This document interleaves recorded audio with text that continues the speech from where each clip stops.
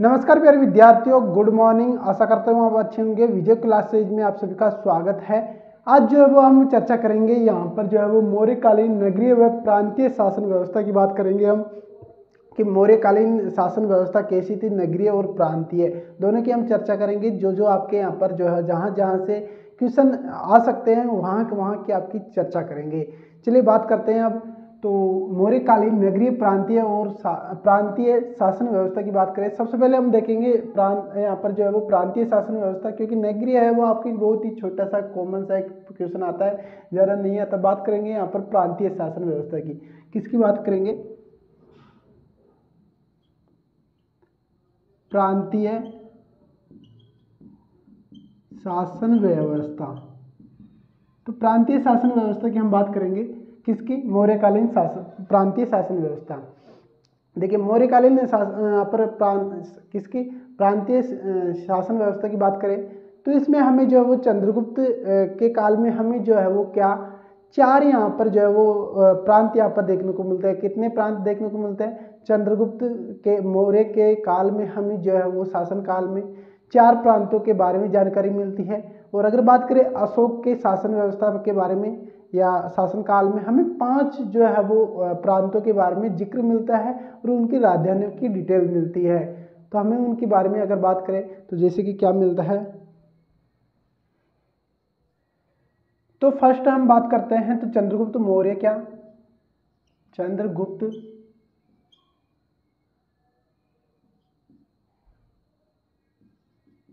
मौर्य के साम्राज्य में चार भागों में साम्राज्य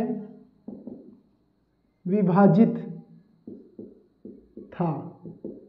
कितने भागों में विभाजित था? 4 भागों में। जो आगे चलकर हमें कितने भागों में देखने को मिला? 5। किसमें? अशोक के काल में। अशोक के काल में 4 से 5 भागों में मौर्य साम्राज्य विभाजित हो गया। कितने? 4 से 5 में। तो साम्राज्य का क्या हुआ? अशोक के काल में 4 भागों में 4 से 5 भागों में विभाजित हो गया। बात करते हैं कौन कौन से, बात करते हैं कौन कौन सी यहाँ पर बात आती है। अगर बात करें कितने में, 5 के बारे में बात करेंगे अब कि 5 भागों में कौन कौन से नाम है और उनकी राजधानी क्या है। तो ये हुई प्रांत। क्या है? प्रांत। इधर बात करें तो हम बात करेंगे क्या? राजधानी। किसकी बात करेंगे? राजधानी। तो प्रांतों की जो राजधानी है उनकी राजधानी की चर्चा करेंगे साथ में। बात करें पहली, तो पहली हमें यहाँ पर जो है वो क्या देखने को मिलती है? पहली हमें देखने को मिलती है उत्तरापंथ। क्या देखने को मिलती है? उत्तरापंथ। सेकंड हम पहले प्रांत लिख लेते हैं, फिर उसके बाद में राजधानी पर चलेंगे। उत्तरापंथ। दूसरी मिलती है दक्षिणा पंथ। क्या देखने को मिलती है? दक्षिणा पंथ। आगे बात करें तो तीसरी हमें मिलती है दक्षिणा पंथ के बाद में अवंती राष्ट्र। इसे पूर्वी भी बोलते हैं, है ना, अवंती राष्ट्र। इसके बाद में चौथी बात करें तो चौथी हमें मिलती है कलिंग। तो ये प्रांत हो गए उत्तरापंथ, दक्षिणापंथ और अवंती राष्ट्र और कलिंग। और पांचवा हमें यहाँ पर जो है वो एक आखिरी और देखने को मिलता है। वो अगर बात करें तो वो हमें क्या देखने को मिलता है? कलिंग के बाद में हमें देखने को मिलता है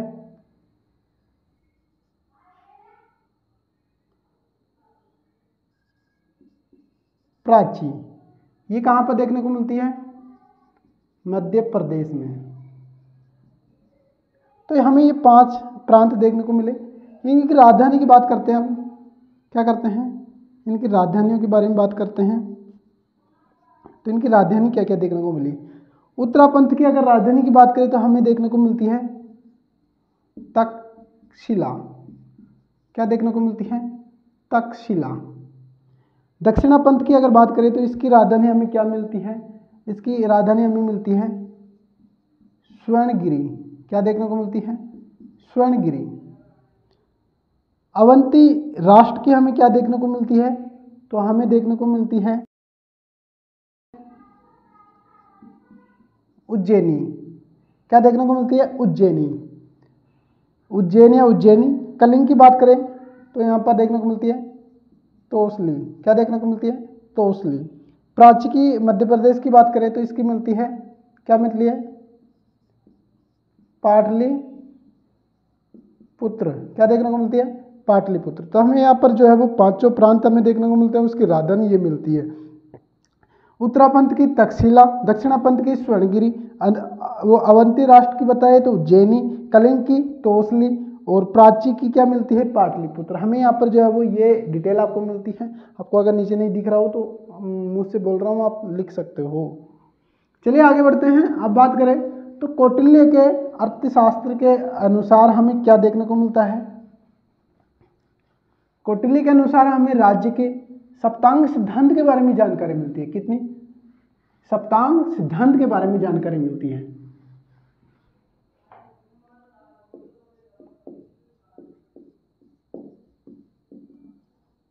क्या?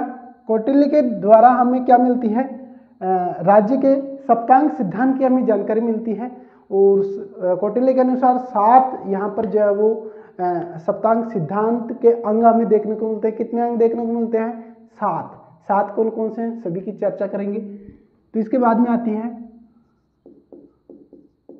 कौटिल्य के अनुसार राज्य के, किसके? राज्य के। बहुत मोस्ट इंपोर्टेंट क्वेश्चन है, आप इसे स्टार लगा लीजिएगा। कौटिल्य के अनुसार राज्य के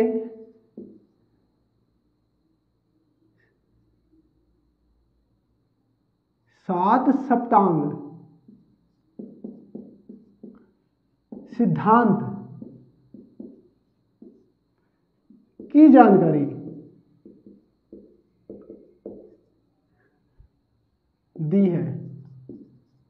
दी है या मिलती है। किसमें? सप्तांग सिद्धांत में। कितने? राज्य के कितने अंग बताए हैं? 7। कितने अंग? 7 अंग। कितने अंगों की बात की है? 7 अंगों की बात की है। 7 अंग कौन कौन से हैं अगर बात करें तो हम बात करते हैं 7 अंग कौन कौन से हैं।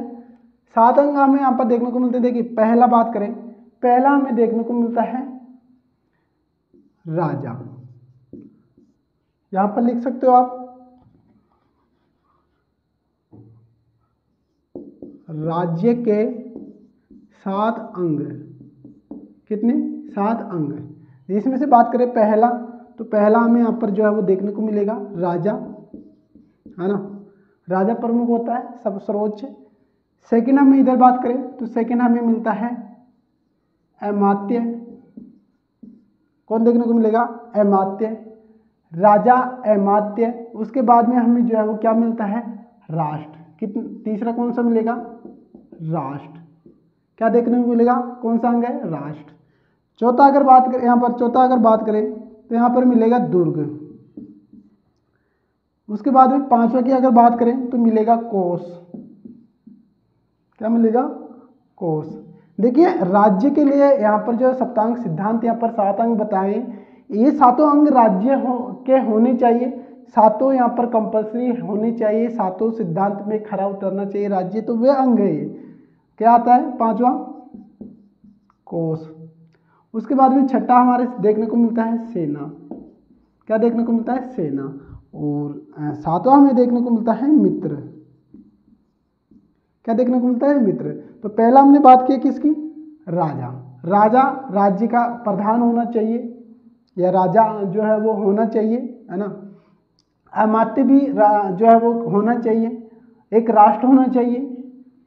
और दुर्ग, राज्य में क्या होना चाहिए? दुर्ग होना चाहिए। कोष होना चाहिए, आय व्यय के लिए जो खर्चा करना चाहिए जनता पर खर्चा करेगा, किस पे करेगा, प्रशासन को संचालन के लिए क्या कोष की जरूरत होगी, अपनी सुरक्षा के लिए या अपनी जनता की सुरक्षा के लिए सेना की जरूरत है, मित्र की भी जरूरत होगी, गुप्तचर व्यवस्था, मित्र की सलाह लेना, है ना, तो मित्र की भी यहाँ पर जो है वो उनकी जरूरत होती है। तो ये सातों अंग क्या है, राज्य के लिए अनिवार्य माने गए और ये सप्तांग सिद्धांत है कौटिल्य के अनुसार। तो 7 यहाँ पर अंग यहाँ पर देखने को मिलता है। आपसे क्वेश्चन भी पूछा जा सकता है कि इनमें से किसी को ना देकर कोई ऐसा नाम डाल दे कि बताइए कौन सा नाम इसमें सप्तांग सिद्धांत में नहीं है ना, तो वो ऐसा पूछ सकते हैं। तो आपको याद करना है राजा, अमात्य, राष्ट्र, दुर्ग, कोष, सेना और मित्र, ऐसे याद कर लेना है। आगे बढ़ते हैं। आगे अगर बात करें, आगे बात करते हैं, हमने बात की कौटिल्य के यहाँ पर जो है वो सप्तांग सिद्धांत के 7 अंगों के बारे में चर्चा की।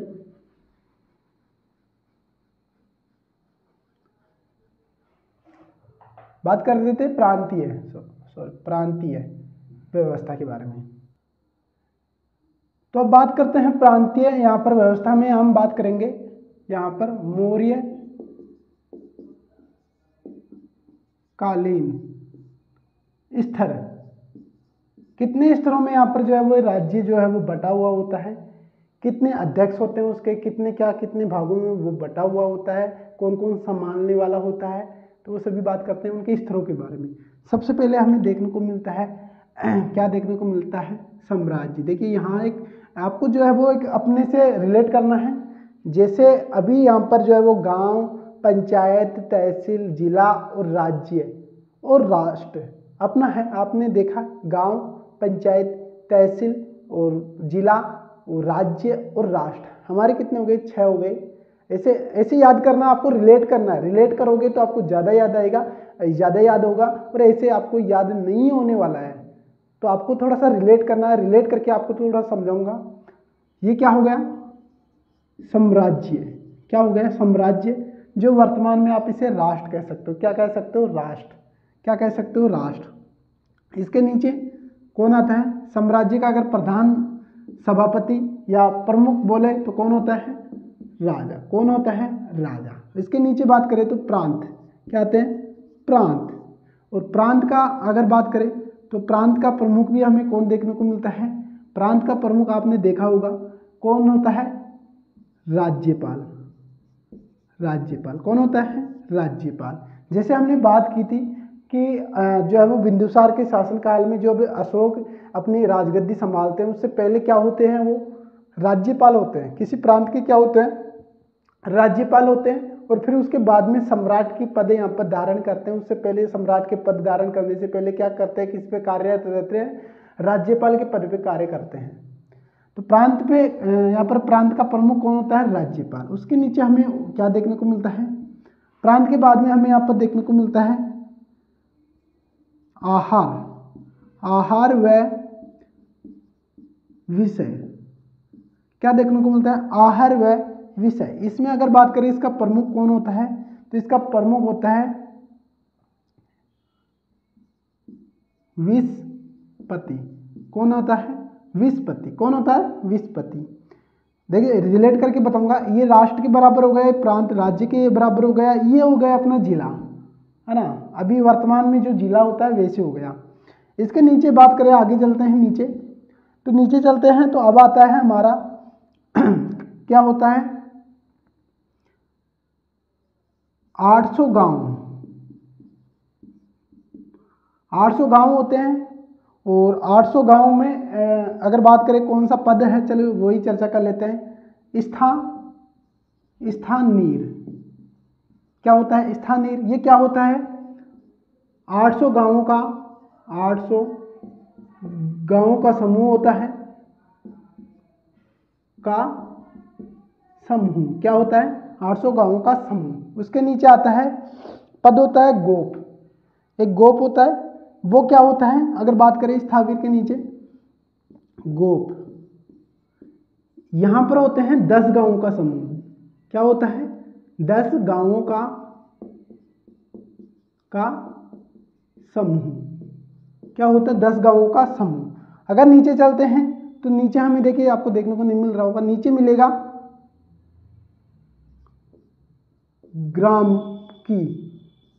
ग्रामिक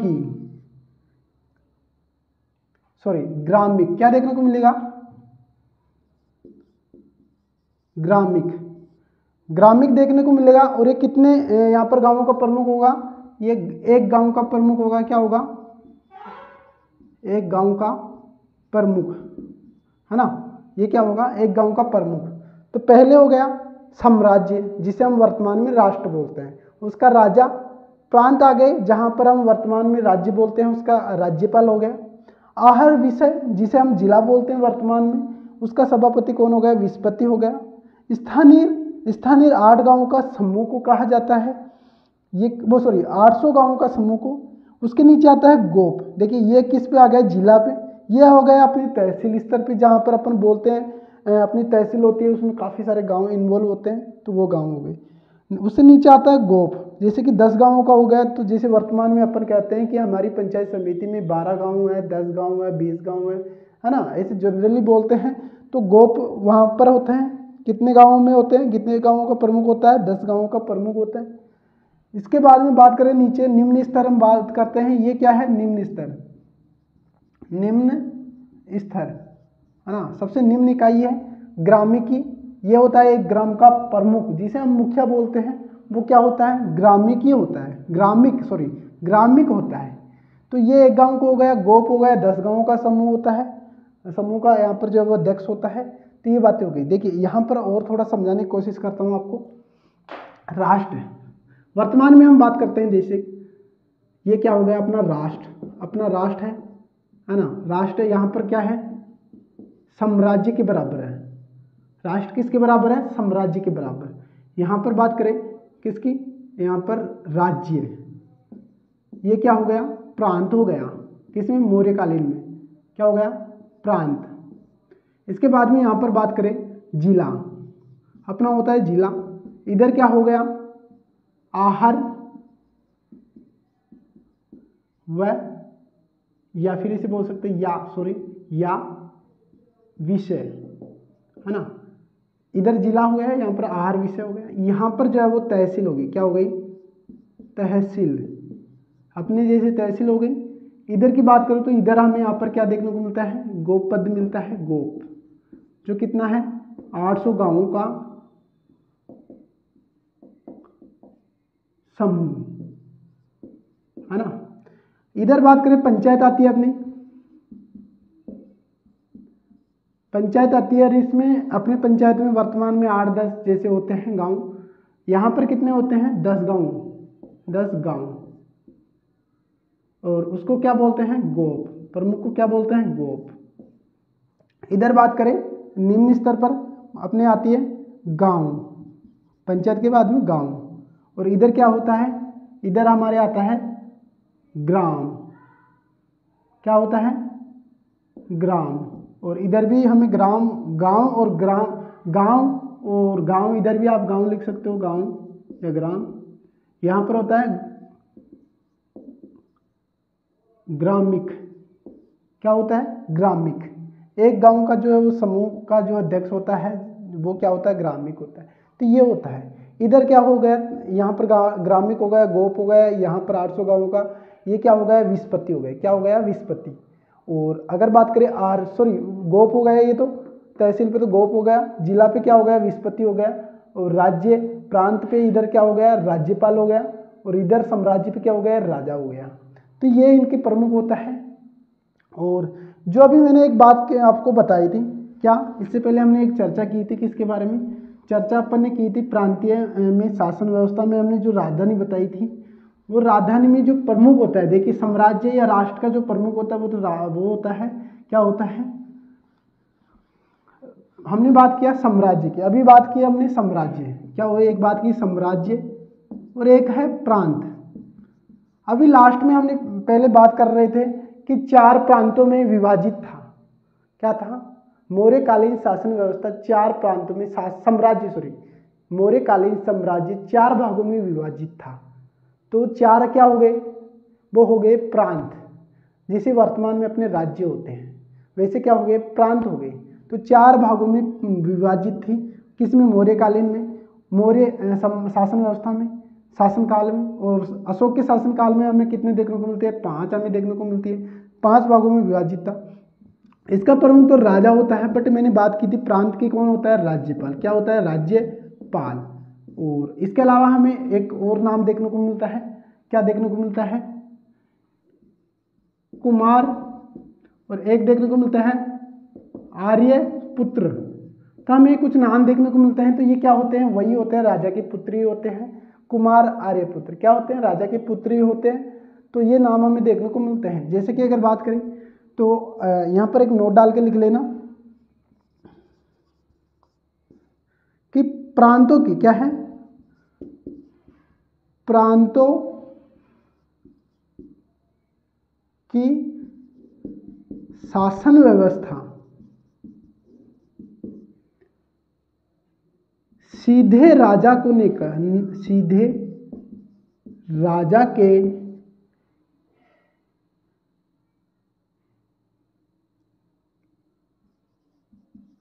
अधिकार क्षेत्र में ना होकर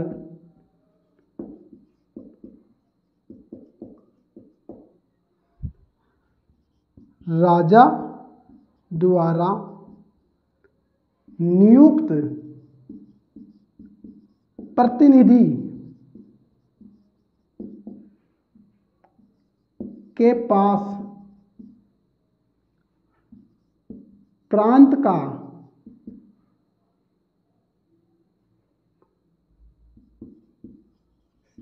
सभी भागीदारियों में योगदान होता है, योगदान होता है। किसका होता है, अगर बात करें प्रतिनिधि कौन हो गया यहाँ पर, ये प्रतिनिधि, राजा का प्रतिनिधि कौन हो गया, कुमार हो गया, और या फिर आर्यपुत्र, या फिर जिसे बोल सकते हैं हम राज्यपाल। हमने पहले ही बात कर ली कि राज्यपाल कौन होता है, राज्यपाल होता है जो है वो जो उत्तराधिकारी होता है, साम्राज्य का जो उत्तराधिकारी होता है वो राज्यपाल कहीं ना कहीं का राज्यपाल रहता है, जब तक वो अपनी शासन व्यवस्था को संभाल नहीं लेता, जब तक सिंहासन ग्रहण नहीं करता, उससे पहले क्या रहता है, राज्यपाल रहता है वो किसी प्रांत का। तो वो बात आप ध्यान रखिएगा। हमारी बात हो चुकी है किसकी, प्रांतीय शासन व्यवस्था हमारी जो समाप्त हो चुकी है। अब बात करते हैं नगरीय शासन व्यवस्था। नगरीय शासन व्यवस्था में हमें ज़्यादा यहाँ पर कुछ देखने को नहीं मिलता है, थोड़ी सी हमें जानकारी देखने को मिलती है।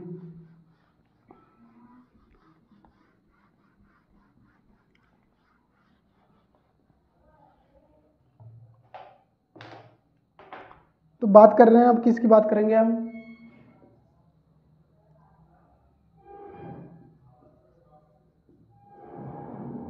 शासन व्यवस्था।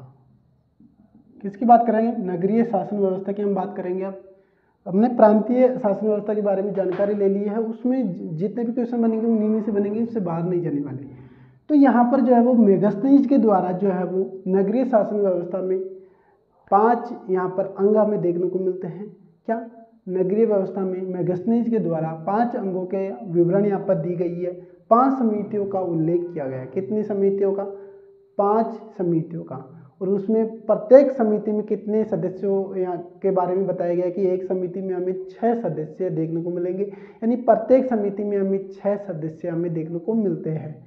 ऐसे करके 5 यहाँ पर जो है वो समितियाँ यहाँ पर जो है वो देखने को मिलती है। तो 30 सदस्य उसको संचालन के लिए 30 सदस्य की यहाँ पर जो है वो समिति यहाँ पर है। कितनी, 5 समिति। तो 5 समिति के कितने हो गए, 6, यहाँ पर 30 सदस्य हमें देखने को मिलते हैं। वो 30 सदस्य किसके द्वारा, मेगस्थनीज के द्वारा। तो बात करें मेगस्थनीज के द्वारा 5 समितियों का उल्लेख किया गया है, 5 का उल्लेख किया गया है। प्रत्येक 5 समिति क्या है, प्रत्येक 5 समिति, इसमें कितने सदस्य हैं, 6 सदस्य। कितने हैं, 6 सदस्य। कितने सदस्य हैं, 6 सदस्यों के बारे में हमें जानकारी मिलती है। 5 समिति है, 6 सदस्य हैं, तो टोटल हमें कितने देखने को मिलते हैं, कितने व्यक्ति हमें देखने को मिलते हैं, 30 सदस्य कितने देखने को मिलते हैं?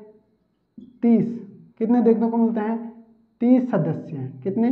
30 सदस्य हमें टोटल देखने को मिलते हैं। तो बात करते हैं हम कि कितने यहाँ पर समितियों की। तो फर्स्ट समिति हम चर्चा करते हैं। फर्स्ट यहाँ पर लिख सकते हो फर्स्ट या प्रथम समिति, प्रथम समिति। और उन समितियों का क्या क्या कार्य है वो बातें करेंगे। तो यहाँ पर जो है वो हम लिख सकते हैं, इधर हो गई समितियां, इधर हो गया कार्य, है ना। ये दो बातें हो गई। बात करें प्रथम समिति, यहाँ पर मैथमेटिक्स डाल देता हूँ। फर्स्ट समिति कौन सी? फर्स्ट समिति। अगर इसकी एक बात करूँ कि इसका क्या कार्य था, देखिए बात किया हमने प्रत्येक समिति में कितने सदस्य होंगे? 6 सदस्य होंगे। और कितनी समितियां हैं? 5। टोटल सदस्य कितने हैं? 30 हो गए। प्रथम समिति है, प्रथम समिति हमें क्या देखने को मिलती है? हमें मिलती है उद्योग व शिल्प का निरीक्षण हेतु। क्या? प्रथम समिति का कार्य क्या है? उद्योग व शिल्प का निरीक्षण हेतु ये समिति यहाँ पर जो है वो बनाई गई है। बात करें सेकंड समिति, सेकंड समिति की बात करें तो सेकंड समिति हमें यहाँ पर जो है वो क्या देखने को मिलती है? सेकंड समिति में हमें यहाँ पर जो है वो विदेशी, क्या? विदेशियों की देख रेख क्या देखने को मिलती है? विदेशियों की देख रेख। किसमें? द्वितीय समिति में। तीसरी समिति की बात करते हैं। तीसरी समिति, तो तीसरी समिति में हमें क्या देखने को मिलता है? बात करें यहाँ पर तीसरी में हमें देखने को मिलता है जन्म मरण का लेखा जोखा क्या देखने को मिलता है? तीसरी समिति में जन्म मरण का लेखा जोखा हमें देखने को मिलता है। बात करेंगे चौथी, कौन सी? चौथी समिति। चौथी समिति की बात करें तो चौथी समिति में हमें यहाँ पर जो है वो क्या देखने को मिलता है? हमें मिलता है निर्मित वस्तुओं का विक्रय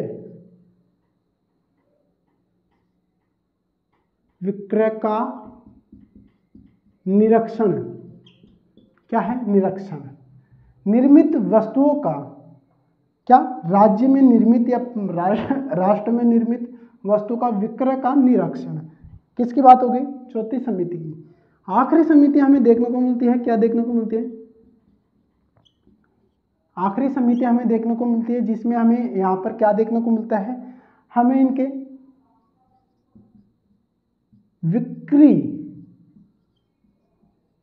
विक्री कर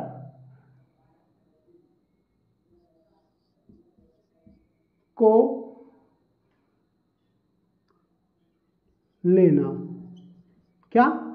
विक्री कर को लेना किसका काम है? पांचवी समिति का विक्री कर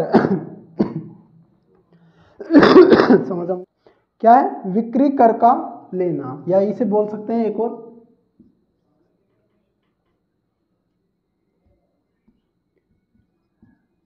विक्री कर वसूल करना। तो ये सभी समितियों की बात हो गई। पांचों समितियों की हमने बात कर ली है। प्रांतीय शासन व्यवस्था के बारे में बात कर ली थी और अभी हमने नगरीय शासन व्यवस्था के बारे में बात कर ली। इससे आगे कुछ भी आपको जो है वो इनमें इससे पूछा नहीं जाएगा, जो पूछा जाएगा इन्हीं से रिलेटिव आपको पूछा जाएगा। फिलहाल इस क्लास को यहीं पर समाप्त करेंगे। कल की अगर बात करें, कल हम बात करेंगे सामाजिक और जो है वो आर्थिक व्यवस्था। मौर्यकालीन सामाजिक और आर्थिक व्यवस्था के बारे में कल की क्लास रहेगी, और उसके बाद में जो है वो मौर्य वंश के हम जो है वो समाप्त करेंगे सभी क्लासों को, और आगे बढ़ेंगे गुप्त काल को। क्या गुप्त काल के बारे में चर्चा करेंगे। तो फिलहाल नगरीय और प्रांतीय व्यवस्था, शासन व्यवस्था के बारे में हमने चर्चा की।